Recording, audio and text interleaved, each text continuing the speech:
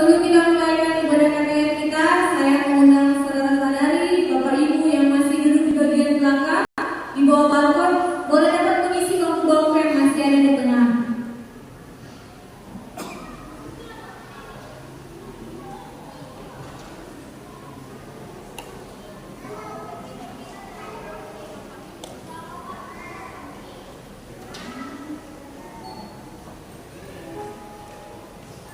Sekali lagi, dengan penuh kasih, kami mohon kepada Bapak Ibu, saudara-saudari yang masih duduk di bagian belakang, boleh dapat mengisi bangku yang ada di tengah.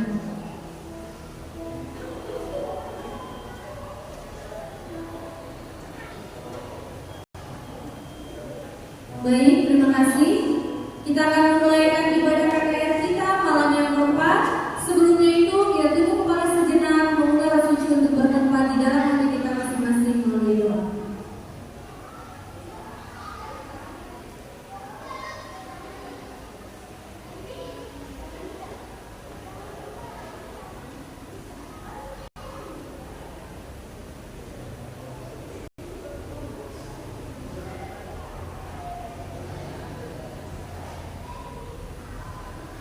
Kita akan mengikuti lagu-lagu pendahuluan yang akan dipimpin oleh singers, dan sebagai doa buka akan dipimpin oleh Bapak Ishak.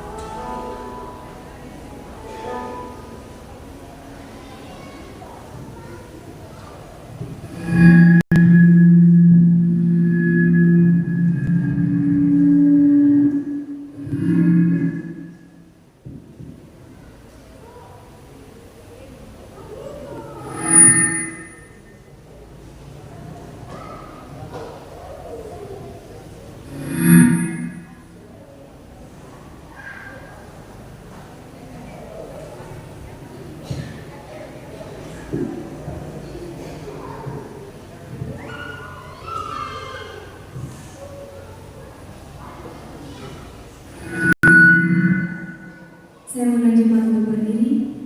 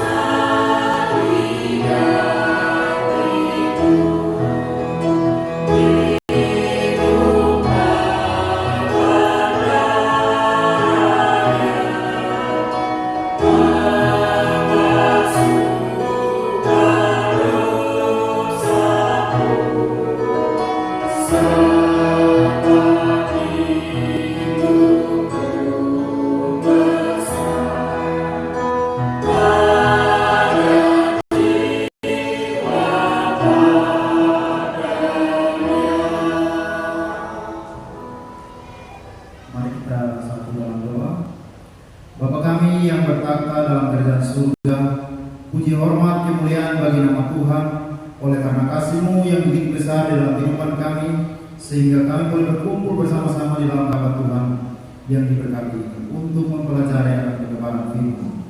Tuhan Bapa di surga, menyerahkan acara ini dari awal, pertengahan hingga berakhir dengan baik. Biarlah semuanya berjalan sesuai dengan kehendak Tuhan. Memberkati saudara-saudara kami yang mungkin masih di perjalanan. Tuhan boleh menuntun mereka agar mereka boleh tiba di dalam Ka'bah ini dengan penuh sukacita.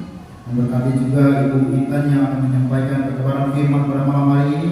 Urapi dia dengan Roh Kudus-Mu agar apa yang disampaikan menjadi kekuatan bagi kami yang mendengarkan, sehingga kami hidup tetap setia di hadapan Tuhan. Ini doa dan sembahyang kami, menyerahkan kehidupan kami di sepanjang malam hari ini dalam nama Tuhan Yesus yang telah menjadi juru selamat dan penebus kami. Amin.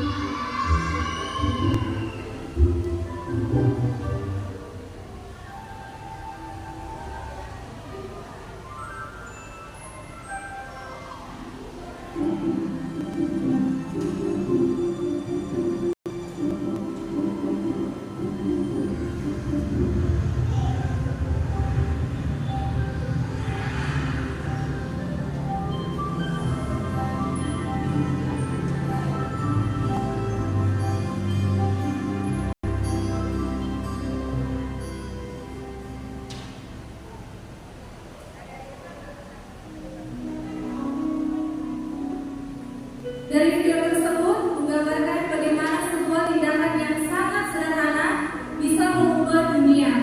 Awalnya suasana terlihat gelap, dingin, penuh dengan ketidakpedulian.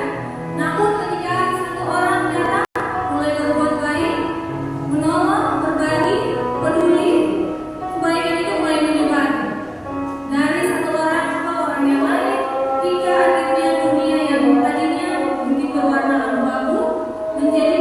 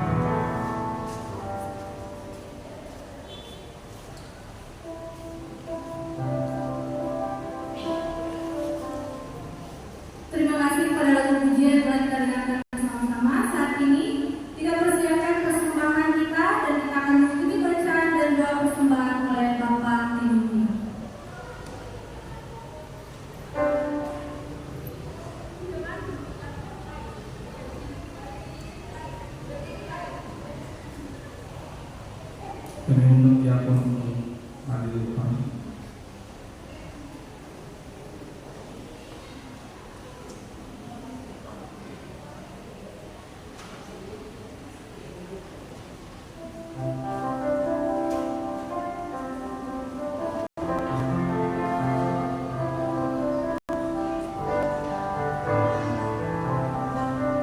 Sebelum kita masuk pada persembahan, bacaan persembahan kita pada malam ini terdapat dalam 2 Korintus 9 ayat 7.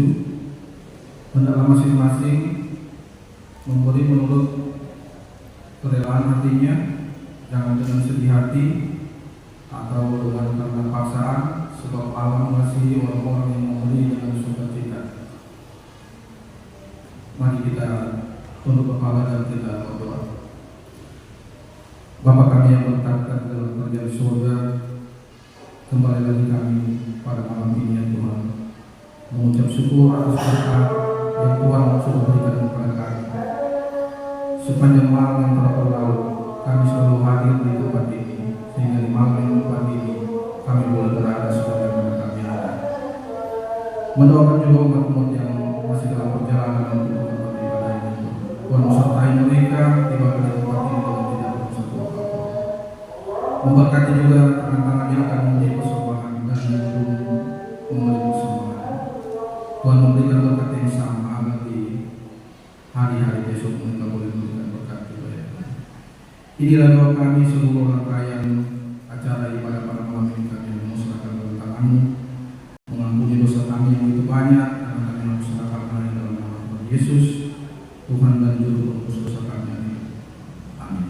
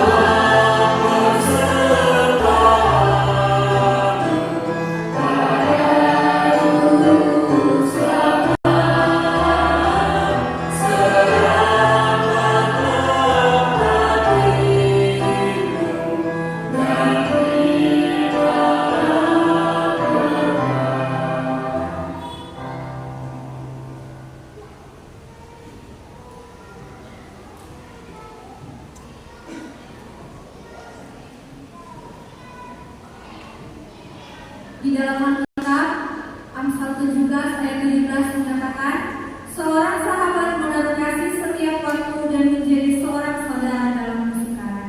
Pada malam hari ini kami sangat berbahagia karena kami memiliki sahabat-sahabat yang datang dan beribadah bersama-sama dengan kami. Saya akan memanggilkan nama dan sahabat-sahabat saya akan tutup mengundang ke depan. Yang pertama, saudara Roy. Yang kedua, saudara Diego. Yang ketiga, saudari Amel Omas.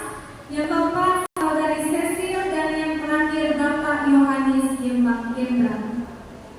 Bagi sahabat-sahabat yang namanya telah disebutkan, saya mengundang dengan kasih dapat maju ke depan dan yang akan memberikan kenang-kenangan oleh saudara Clinton.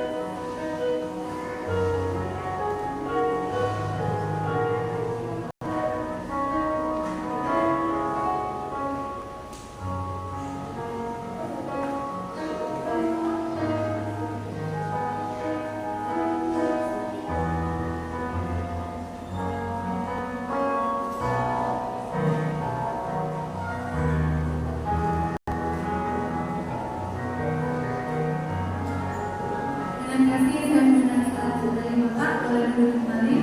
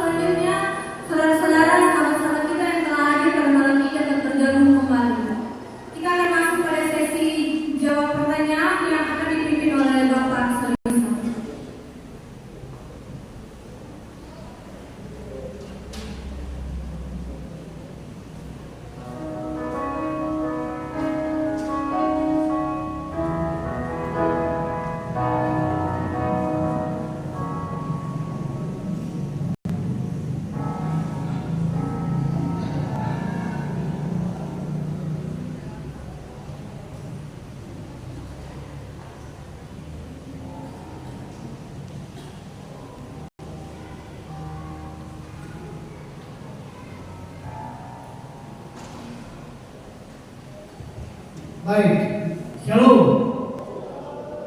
Shalom. Berapa yang berbahagia lambaikan tangan.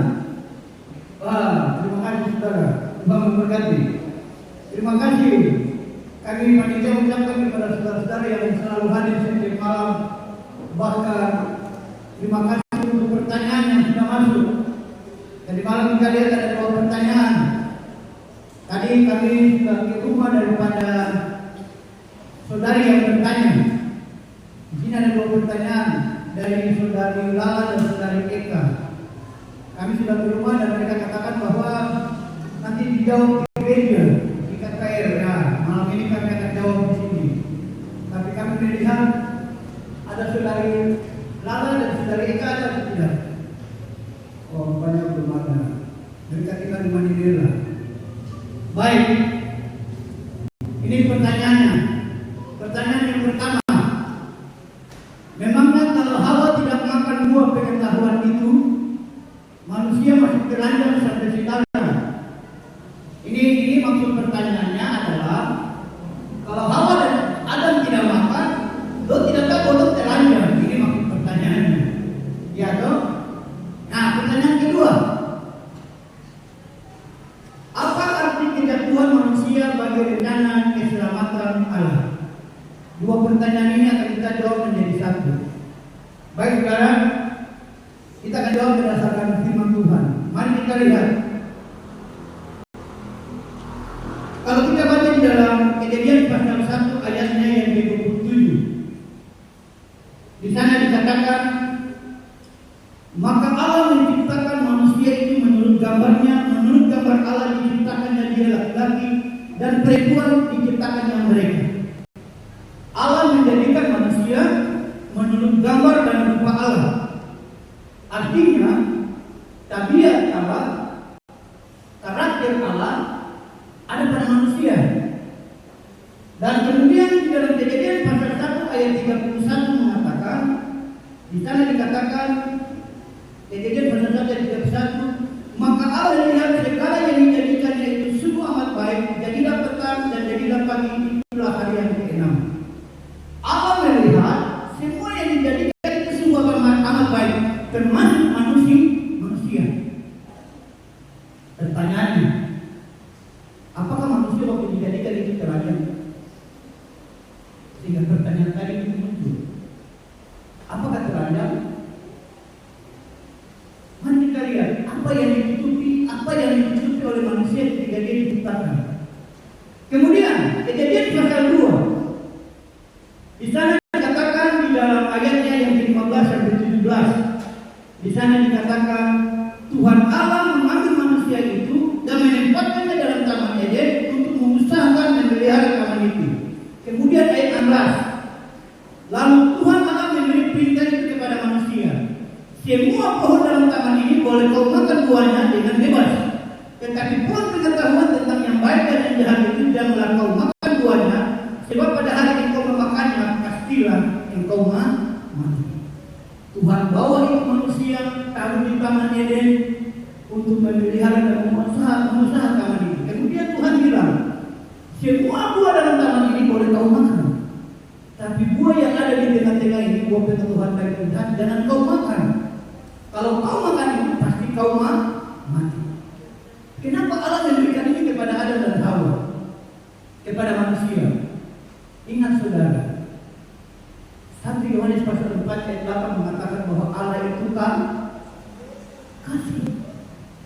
Allah itu kasih, dan kasih Allah itu kudus. 1 Petrus 1 ayat 15 mengatakan, aku ini kudus, oleh sebab kehendaklah engkau kudus. Kasih Allah itu kasih yang kudus. Oleh karena kasih Allah itu kasih yang kudus, Allah memberikan manusia hak untuk memilih. Boleh memilih melawan Allah, boleh memilih untuk tidak menuruti perintah Allah. Jadi Allah mau ada hubungan cinta kasih antara Allah dan ciptaannya. Allah mau ada jalinan cinta kasih di mana Allah mengasihi ciptaannya dan ciptaannya mengasihi dia dengan cara menuruti perintahnya. Dan itu diberikan kepada Adam dan Hawa. Allah tidak menjadikan manusia sebagai boneka yang disetel pakai remote, tidak seperti robot, tapi Allah memberikan manusia hak untuk memilih.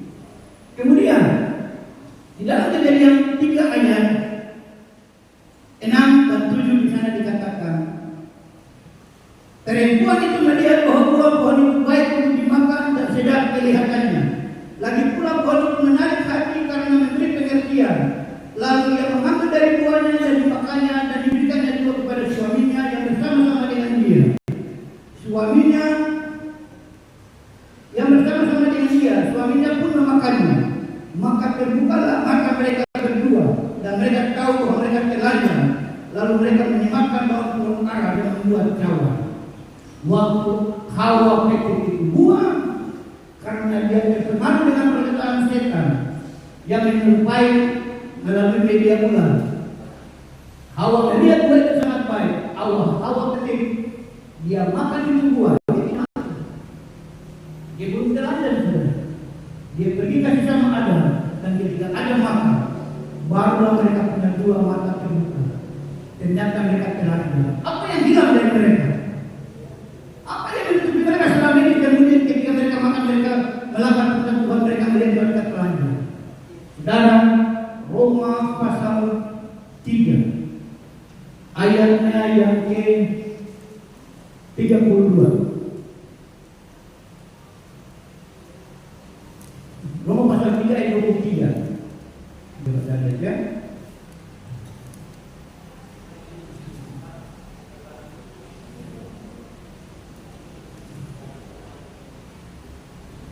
Ya, Roma pasal 3 ayat 23.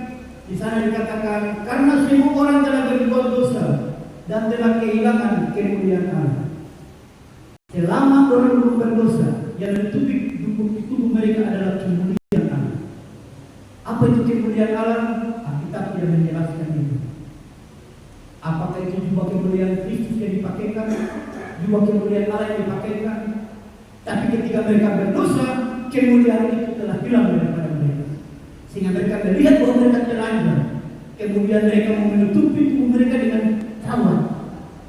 Tetapi kemudian Allah datang kepada mereka. Di dalam Kejadian pasal 3 ayatnya yang ke-15, di mana Allah menjanjikan penebusan melalui putranya Yesus Kristus. Dan kemudian ayatnya yang ke-21. Kalau kita baca di ayatnya yang ke-21 Kejadian pasal 3. Dan Tuhan Allah membuat pakaian dari kulit binatang untuk manusia dan untuk istrinya itu, lalu mengenakannya kepada mereka. Allah sendiri membuat kulit. Allah sendiri membuat manusia itu punya pakaian dari kulit binatang. Itu berarti ada penyembelihan anak domba di tangan Eden pada saat itu. Allah memberitahukan kepada Adam dan Hawa bahwa akan ada penebusan di atas kain salib lewat anak domba Allah, yaitu Yesus Kristus. Dan pakaian dari kulit binatang itu dipakaikan kepada Adam dan Hawa. Artinya keselamatan itu hanya boleh diberikan oleh Allah, bukan usaha manusia. Kebenaran hanya diberikan oleh Allah melalui anaknya Yesus Kristus. Itulah yang akan menyelamatkan kita. Artinya keselamatan itu inisiatif dari Allah, bukan usaha kita. Kemudian saudara, janji Roma 5 ayat 2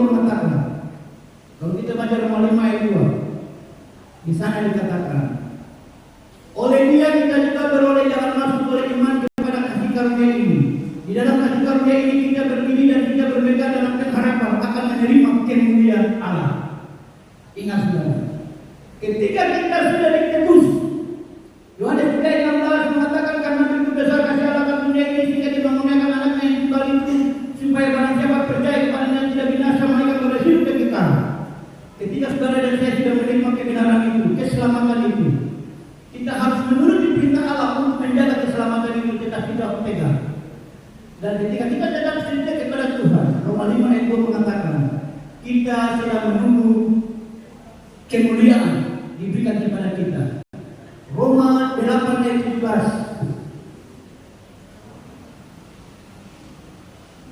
Dan jika kita adalah anak, maka kita juga adalah ahli waris. Maksudnya orang-orang yang berhak menerima janji-janji Allah, yang akan menerimanya bersama-sama dengan Kristus. Yaitu jika kita menderita bersama-sama dengan Dia, supaya kita dipermuliakan bersama-sama dengan Dia. Dipermuliakan bersama-sama dengan Dia. Kapan? Ketika Yesus datang pada kali yang kedua. Kita akan menerima kemuliaan itu. Kemuliaan yang hilang di Taman Eden ketika Adam jatuh ke dalam dosa. Kemuliaan itu akan kita terima lagi ketika kita setia. Waktu Yesus datang, kita akan menerima kemuliaan itu. Apa itu kemuliaan yang kita akan terima pada waktu Yesus datang? Yaitu perubahan tubuh kita. Tubuh dari yang binasa kepada tubuh yang tidak binasa. Tadinya waktu kita dijadikan kita punya tubuh itu tubuh yang batu. Tapi waktu kita jatuh ke dalam dosa, tubuh kita berubah menjadi tubuh yang fana. Pemuliaan ini adalah kita punya perubahan dari tubuh yang fana ke tubuh yang batu kembali. Oleh sebab itu dalam 1 Korintus pasal 15 ayat 51 sampai 53 dia katakan begini, saudara.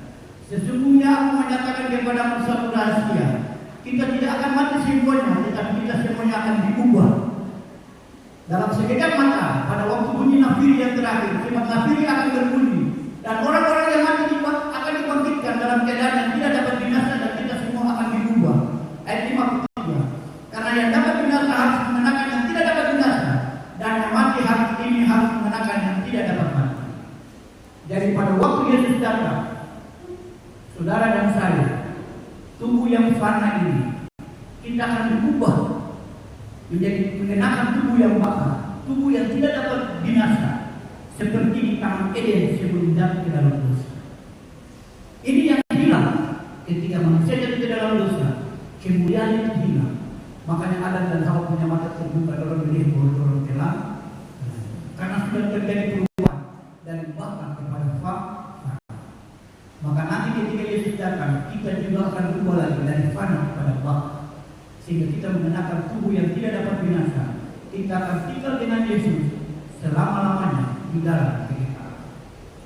Saudara, inilah kabar baik. Ini kabar baik dan ini kabar kebenaran. Apakah saudara rindu untuk diubah mengenakan tubuh yang bakal? Rindu atau tidak, saudara? Tidak mau, Pak. Tidak rindu, Pak. Saudara rindu untuk dipermuliakan? Rindu, saudara. Saudara, kita tidak tinggal di dunia ini, tapi kita punya rumah di surga. Mari kita tetap setia. Demikianlah kita punya jawaban atas dua pertanyaan itu. Jadi ketika kita jatuh ke dalam dosa, maka kemuliaan itu hilang. Waktu kita belum jatuh ke dalam dosa, kemuliaan itu menutupi diri kita, sehingga kita tidak terlari. Demikianlah Tuhan memberkati kita. Saya doa dalam nama Yesus. Amin.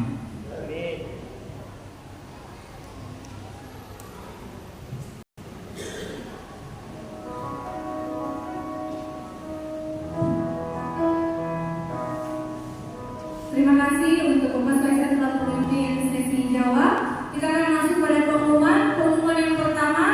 KKR dengan tema besar jawaban pasti di tengah krisis dunia akan berlangsung selama 1 minggu dan telah dimulai pada tanggal 19 dan akan berlangsung sampai tanggal 25 April 2026. Yang kedua, sahabat-sahabat yang telah mendapatkan kartu sahabat, tolong ditulis dengan jelas nama, alamat, serta nomor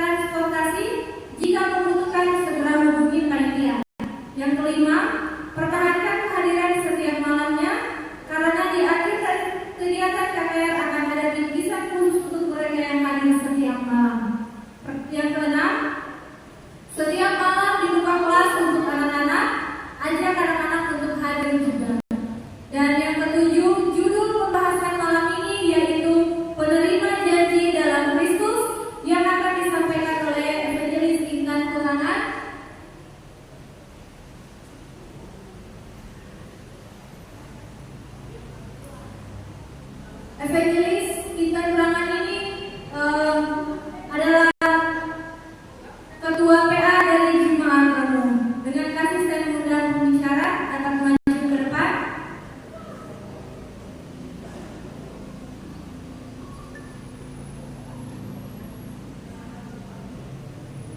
Dan akan diberikan kembang oleh Ibu Dewi Melu.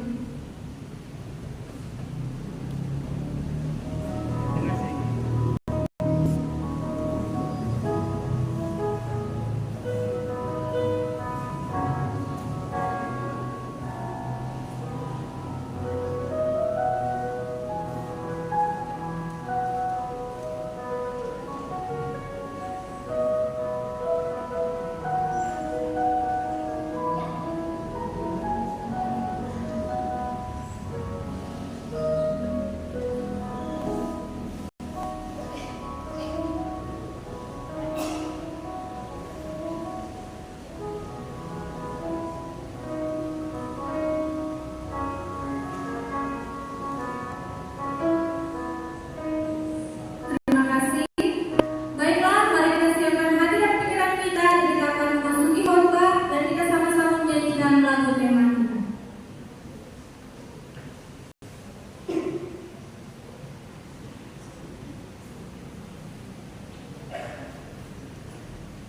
Saya akan coba berdiri.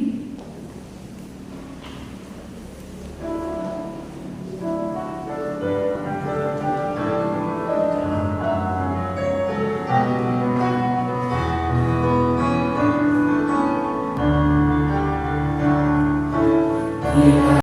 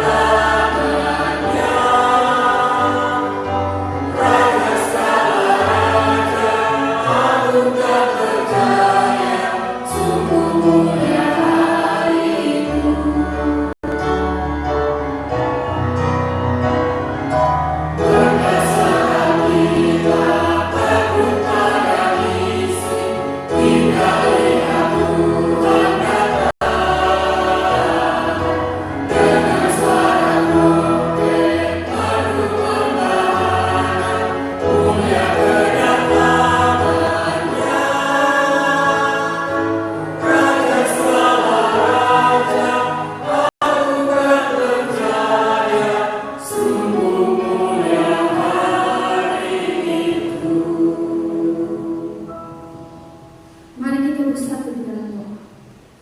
Bapa kami yang di dalam kerajaan surga, di saat ini pakailah hamba-Mu untuk memberitakan firman sesuai dengan kata-Mu. Sertai dan berkati kami pada malam hari ini. Ampuni kesalahan kami terbanyak, di dalam nama Yesus Tuhan ada di bersama kami hidup. Amin. Shalom. Selamat malam. Saya berterima kasih untuk seluruh umat-umat Tuhan dan seluruh tamu-tamu yang sudah hadir dari malam ke malam. Saudara, dari malam pertama kita sudah belajar tentang sumber pengharapan. Yang kedua, malam hari kedua kita belajar tentang teratur dalam krisis. Dan hari ketiga yang dari malam kita belajar tentang piring dan krisis lain. Dan malam hari keempat ini, saudara, kita akan belajar tentang penerima janji dalam krisis. Penerima janji dalam krisis ada 4 poin yang akan kita bahas pada malam hari ini. Yang dimana poin pertama kita akan membahas tentang harapan. Yang kedua tentang konsep harapan menurut Alkitab. Yang ketiga, orang yang penuh harapan dalam Alkitab. Dan yang keempat, kita akan membahas tentang pemilik harapan yang hidup. Yang dimana harapan itu saya mengambil gambaran sebagai pelangi. Yang dimana kalau pelangi itu kita selalu melihat pelangi itu selalu ada sehabis hujan. Apalagi kalau waktu masih anak-anak itu, kalau tahu bermain hujan, tiba-tiba ada pelangi. Orang tanya orang tua, mama itu ada cahaya di langit, itu apa? Orang tua bilang, oh itu pelangi. Oh pelangi itu apa? Itu adalah ciptaan Tuhan yang dimana ada 7 bidadari turun ke bumi.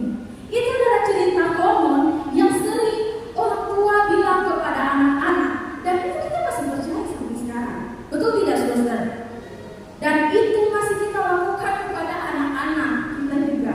Saya juga sering kali berbicara kepada anak-anak saya kalau ada pelangi itu ada 7 bidadari datang ke bumi. Orang ada mandi. Tetapi saudara, di dalam Alkitab itu adalah harapan Nabi Nuh. Kenapa saya bilang Nabi Nuh? Karena itu adalah janji Allah kepada Nabi Nuh yang dimana di saat ada pelangi maka sudah tidak ada lagi yang itu air bah. Kita akan bahas harapan.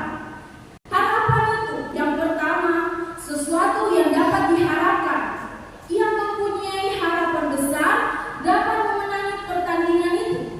Yang kedua, keinginan supaya menjadi kenyataan. Harapanku agar ia kelak menjadi orang yang berguna bagi nusa dan bangsa. Yang ketiga, orang yang diharapkan atau dipercaya. Pemuda bangsa harapan. Kalau kita berbicara tentang harapan, saudara, di sini ada 7 harapan secara umum. Ini adalah harapan kita semua. Kenapa saya bilang begitu? Karena ini adalah secara umum yang dimana kita mempunyai harapan akan hidup bahagia. Siapa yang tidak ingin hidup bahagia? Kita semua pasti ingin mempunyai hidup yang bahagia. Yang kedua, harapan akan kesehatan dan umur panjang. Di saat kita berdoa, kita selalu berbicara bahwa Tuhan kiranya mempunyai kesehatan dan umur panjang. Apalagi orang-orang tua ingin sekali melihat perkembangan anak-anak kita, yang dimana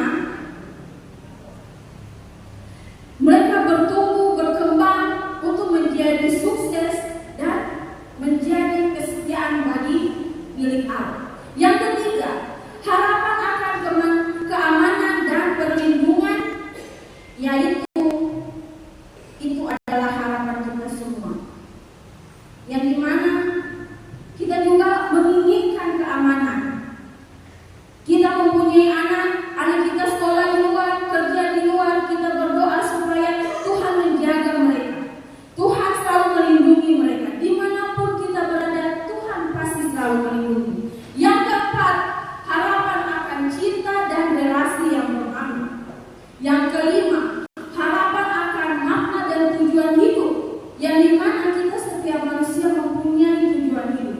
Yang keenam, harapan akan kemajuan dan kesuksesan. Dan ketujuh, harapan akan masa depan yang lebih baik. Siapa yang tidak ingin mempunyai masa depan yang lebih baik? Saya juga ingin mempunyai masa depan yang lebih baik.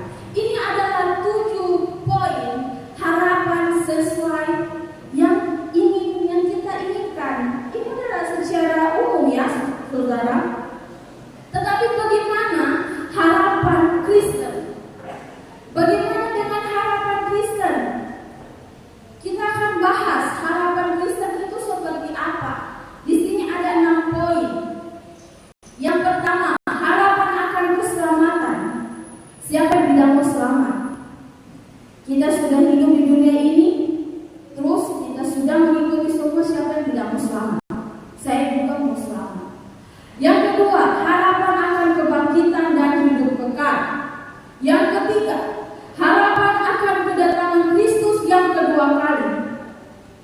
Itu adalah harapan semua orang yang mana kita menunggu kedatangan Yesus kedua kali. Harapan dalam penderitaan, harapan akan pembaruan dunia, dan yang keenam, harapan yang menggerakkan hidup kudus. Saudara, harapan Kristen ini semua terletak pada firman Tuhan. Di dalam firman Tuhan ini, saudara, semua terletak. Kita punya harapan ada di sini semua. Itu adalah harapan. Kita akan membahas poin yang kedua tentang konsep harapan menurut Alkitab. Konsep harapan menurut Alkitab. Yang pertama, saudara, kalau tulisannya kecil, saudara foto saja. Kita bisa baca di dalam Efesus 1 ayat 4. Kita bisa baca dalam 2 Timotius 1 ayat 9 tentang rencana keselamatan oleh Tuhan. Yang kedua, kita bisa baca dalam Yesaya 14 ayat 13 sampai 14, Yeskiel 28 ayat 17. Di situ dikatakan Lucifer menginginkan posisi sebagai penebus dan Allah, tapi tidak memenuhi syarat dan menurut Tuhan tidak adil. Dan yang ketiga, ada Lucifer menghasut sebanyak mungkin malaikat dan manusia dengan menuduh hukum Tuhan susah. Saudara bisa baca di dalam 1 Yohanes 3 ayat 4, Wahyu 12 ayat 4a dan 7 sampai 9. Dan yang keempat, Allah atau Kristus tinggalkan surga, hidup sebagai manusia, dan buktikan hukum bisa dituruti. Saudara, kita bisa baca di dalam Filipi 2 ayat 5 sampai 8, Ibrani 4 ayat 15 dan Roma 8 ayat 3. Roma 8 ayat 3 sampai 4. Dan yang terakhir, ada kelahiran, kehidupan, kematian, kebangkitan, dan kenaikan Kristus menjadi harapan. Ini adalah konsep harapan dalam Alkitab, yang dimana Lucifer berperan penting untuk menghasut kita semua. Tetapi Allah menunjukkan bahwa hukum Tuhan itu tidak susah. Seperti yang tadi kita sudah mendengarkan, Bapak Ketua Solisa sudah mengatakan di dalam Yohanes 3 ayat 16 yang berbunyi, karena begitu besar kasih Allah akan dunia ini, sehingga Ia telah mengaruniakan anaknya yang tunggal, supaya setiap orang yang percaya kepadanya tidak binasa,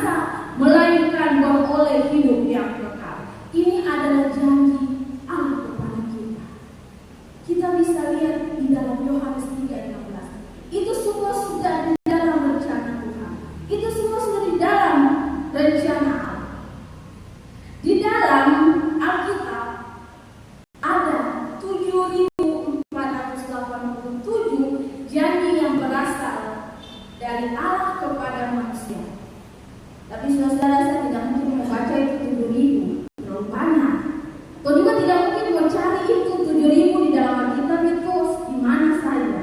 Tetapi saya ada 6 poin yang dimana yang pertama itu ada keselamatan dan pengampunan. Kita bisa baca dalam Yesaya 1 ayat 18. Yang kedua, pemeliharaan dan kebutuhan sehari-hari. Filipi 4 ayat 19. Yang ketiga, hikmat dan bimbingan. Kita bisa baca dalam Yakobus 1 ayat 5. Yang keempat, damai sejahtera dan penghiburan. Kau bisa baca di dalam Yohanes 14 ayat 27. Dan kelima, kemenangan atas pencobaan dan dosa. Orang bisa baca dalam 1 Korintus 10 ayat 13. Dan yang terakhir, kehidupan kekal dan kedatangan Yesus Kristus. Poin ini yang kita mau inginkan itu apa? Kedatangan Yesus Kristus. Itu yang kita ingin sekarang. Kalau Yesus Kristus sudah datang, berarti sudah selesai penderitaan kita di dunia ini. Berikut kita akan membahas poin yang ketiga. Konsep orang yang penuh harapan dalam Alkitab. Kita akan bahas orang-orang yang di dalam Alkitab yang dikatakan. Yang pertama, ada Nuh dan keluarga. Sudah tadi saya jelaskan bahwa Nuh mempunyai harapan yang dimana sudah tidak ada air bah. Yang dimana mereka menjadi permulaan baru bagi umat manusia. Tuhan berjanji tidak akan memusnahkan bumi lagi dengan air bah. Harapan mereka terletak pada kesetiaan Allah yang memberi kesempatan kedua. Yang kedua, ada anak-anak Yakub di Mesir. Anak-anak Yakub, kamu bisa baca dalam Kejadian 45. Yang dimana di situ dikatakan Yusuf melihat tangan Allah dalam penderitaan dan menunjukkan pengampunan dan pemeliharaan. Keluarga Yakub melihat bahwa Tuhan tidak meninggalkan mereka, bahkan ketika mereka di tanah yang asing. Dan harapan mereka muncul dari penyertaan Allah yang nyata dalam sejarah hidup mereka. Yang ketiga, ada sisa nabi Tuhan di zaman Elia. Kau bisa baca di dalam 1 Raja-Raja 18 ayat 22. Yang dimana di tengah penyembahan berhala massal ada umat setia. Yang di situ ada harapan yang muncul karena Tuhan memelihara umatnya yang setia walaupun mereka tersembunyi. Tetapi Elia melihat umat setia itu dan Tuhan bekerja dalam kesunyian dan tetap menjaga sisa umatnya. Yang keempat, ada sisa bangsa Israel setelah pembuangan. Kita bisa baca di dalam Yeskiel 14 ayat 22. Yang dimana Tuhan tidak menghapus umatnya sebelumnya. Sisa yang kembali dari pembuangan membawa harapan akan pemulihan dan pembangunan kembali bait Allah. Yang dimana harapan ini adalah janji pemulihan meskipun telah jatuh di dalam hukuman. Yang kelima, ada umat-umat di zaman gereja mula-mula.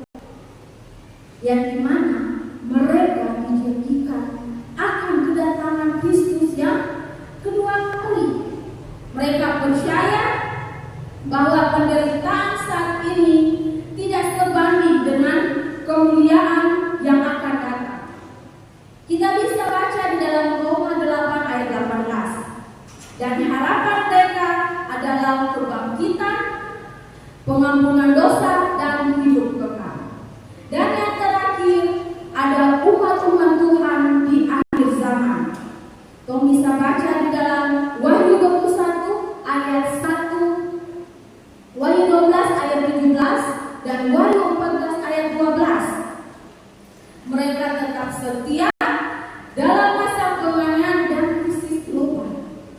Harapan mereka adalah kemenangan Kristus, penghakiman yang adil, dan langit serta bumi yang baru. Mereka percaya bahwa kesetiaan kepada firman Tuhan akan dibalas dengan hidup yang kekal. Di dalam Alkitab, saudara, ada ayat yang berfirman di dalam Yosua 1 ayat 9. Bukankah telah kuperintahkan kepadamu, kuatkan dan teguhkanlah hatimu, janganlah kecut dan tawar hati, sebab Tuhan Allahmu menyertai engkau kemanapun engkau pergi. Di dalam Yesaya 41 ayat 13, di situ dikatakan, sebab aku ini Tuhan Allahmu, memegang tangan kananmu dan berkata kepadamu, janganlah takut, akulah yang menolong engkau. Di dalam dua ayat ini, saudara, dikatakan bahwa jangan pernah takut. Tuhan selalu ada bersama-sama dengan kita, dan Dia akan selalu menolong kita kapanpun itu. Mereka tetap memiliki pengharapan karena Allah sendiri yang berjanji kepada mereka. Itu adalah harapan Allah. Kita akan bahas poin yang terakhir, yang dimana pemilik harapan yang hidup. Pemilik harapan yang hidup. Di sini ada 3 poin, saudara. Mereka yang menantikan kerajaan Tuhan. Kita bisa baca di dalam Yesaya 4 ayat 2 sampai 3. Mereka yang mengikuti perintah firman Tuhan. Yohanes 14 ayat 23. Dan mereka yang tetap bergantung pada iman kepada Tuhan. Pemilik harapan yang hidup itu adalah mereka yang menantikan kerajaan Tuhan. Di dalam Wahyu 12 ayat 17 dikatakan, maka marahlah naga itu kepada perempuan itu, lalu pergi memerangi keturunannya yang lain, yang menuruti hukum-hukum Allah dan memiliki kesaksian Yesus. Di dalam Wahyu 14 ayat 12 yang berbunyi, yang penting di sini ialah ketekunan orang-orang kudus yang menuruti perintah Allah dan iman kepada Yesus. Saudara, di dalam 2 ayat ini kita bisa melihat tentang ketekunan orang kudus, orang-orang yang menuruti hukum Allah dan memiliki kesaksian Yesus. Umat yang sisa adalah orang yang sama seperti orang yang menerima materi Allah. Saudara, kita akan membahas tentang materi Tuhan. Di sini dikatakan materi Tuhan ada fungsi tentang tanda kepemilikan, perlindungan eskatologis, dan pengakuan keselamatan, yang dimana tanda kepemilikan itu materi menandakan kepemilikan Allah atas seseorang seperti cap pada dokumen kuno yang membuktikan otentisitas. Kita bisa baca dalam Yesaya 8 ayat 16, yang dimana kita harus memiliki tanda kepemilikan antara saya dan Allah. Perlindungan eskatologis seperti darah di pintu Israel di Mesir. Keluaran 12 ayat 7 dan 23. Materi melindungi umat dan penghakiman akhir. Yeskiel 9 ayat 4 sampai 6. Yang dimana Tuhan melindungi kita. Pengakuan keselamatan. Materi adalah pengesahan akhir bahwa seseorang telah menerima kebenaran Kristus dan hidup di dalam ketaatan. Kita bisa baca dalam Efesus 1 ayat 13 dan Efesus 4 ayat 30. Itu adalah materi Tuhan fungsinya. Dan di sini ada identitas yang dimana memelihara perintah Allah, khususnya hari Sabat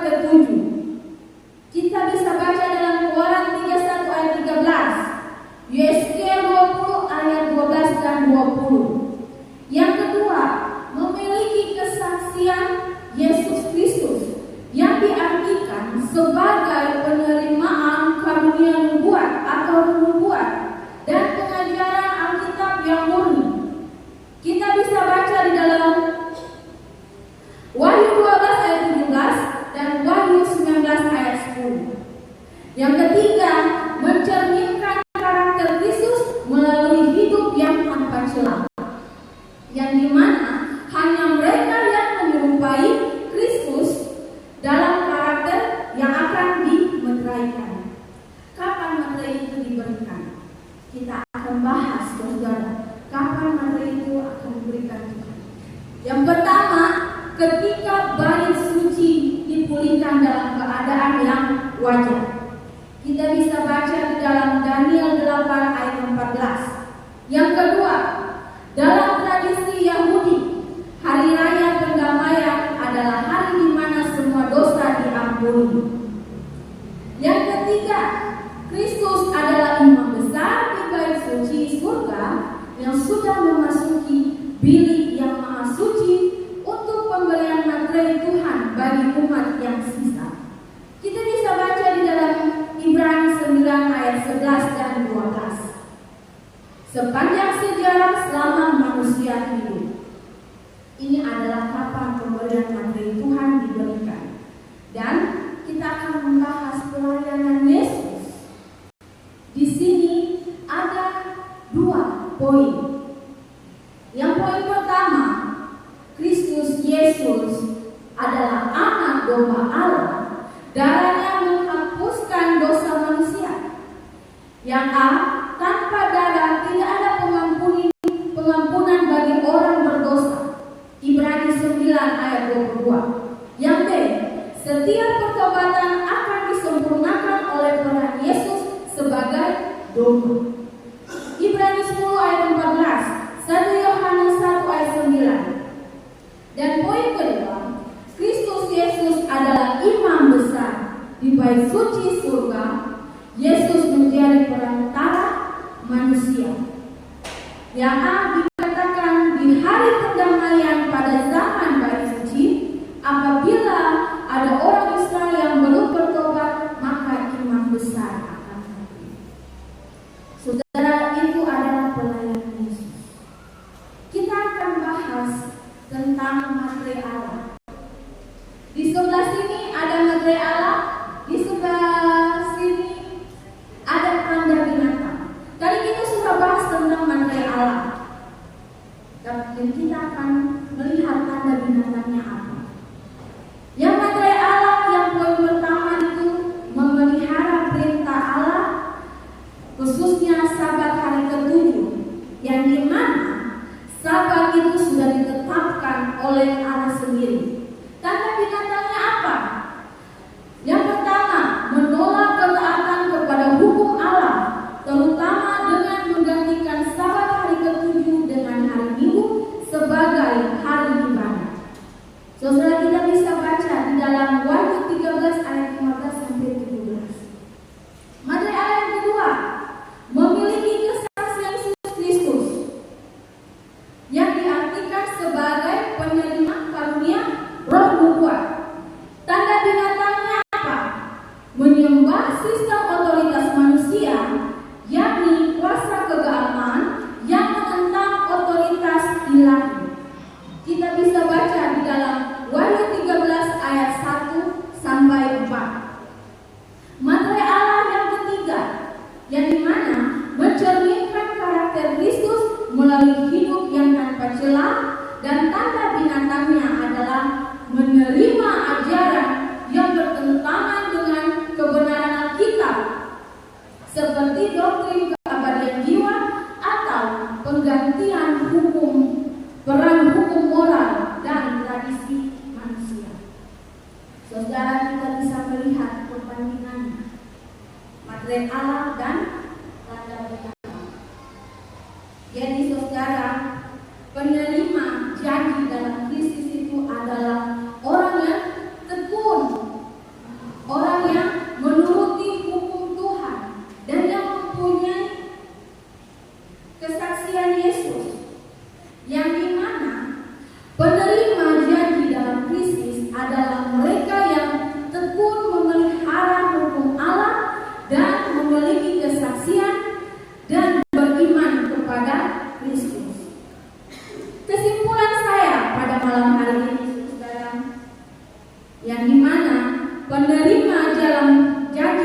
Kristus atau pemilik materi Allah atau penghuni surga adalah mereka yang tekun memelihara hukum Allah dan memiliki kesaksian dan beriman kepada Kristus.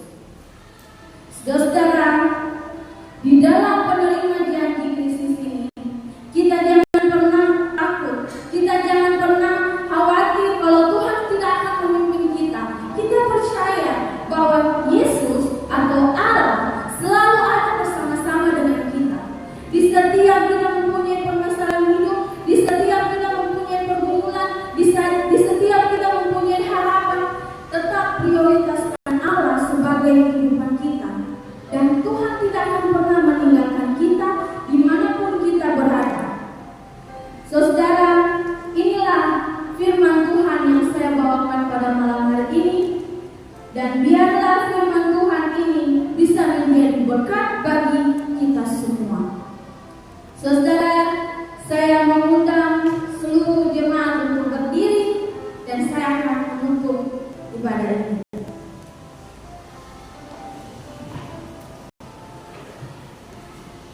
Mari kita satu di dalam doa.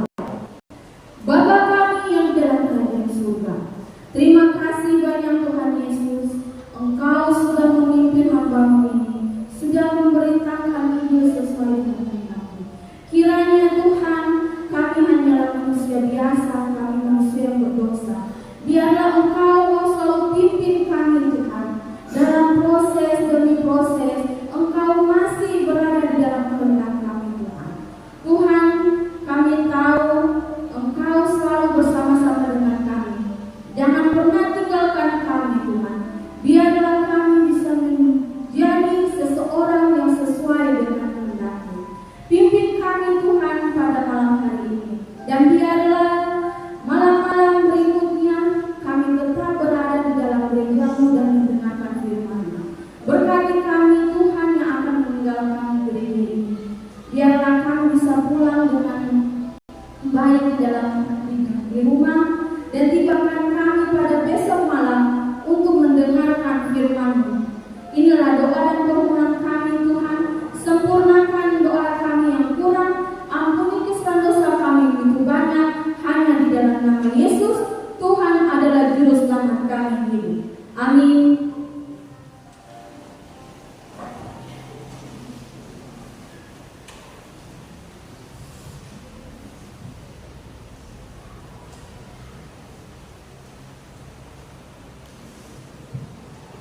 Baiklah, seluruh rangkaian kita pada malam keempat ini telah selesai. Tapi kami tetap mengundang saudara-saudari untuk dapat hadir lagi pada besok malam. Dari depan kami ucapkan selamat malam, Tuhan Yesus berkati. Kita berjumpa pada besok malam, Tuhan Yesus.